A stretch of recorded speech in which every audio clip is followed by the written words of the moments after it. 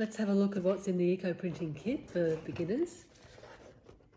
So the kit has silk in it, and if you look at the link that's in this reel, it'll take you through to a blog, and I discuss why we use silk for beginning projects. And so you move from the silk onto your other fabrics such as cotton and linen once you've got the process sorted out on silk, which is the easiest fabric to eco-print with.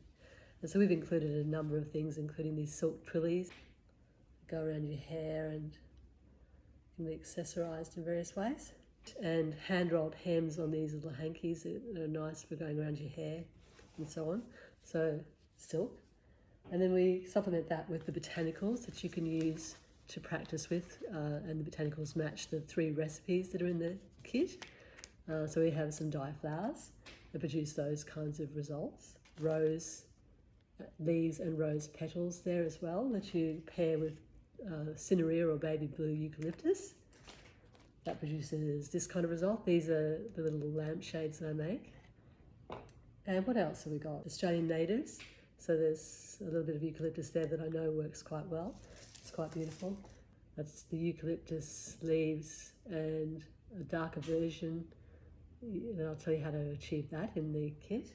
So to get the leaves and flowers to stick to the silk, you need something to help it along.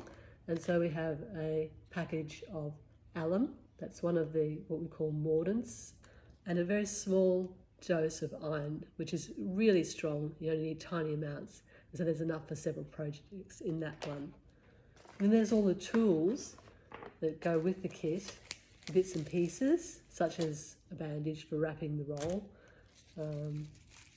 heat-proof plastic barrier wrap that you use over and over again that doesn't melt, heat-proof hose, we'll talk about that in my blog as well, the steamer wrap that you use to steam the project, and it comes with little legs that you put on. And then there's the instruction booklet and the recipes that are in the instruction booklet.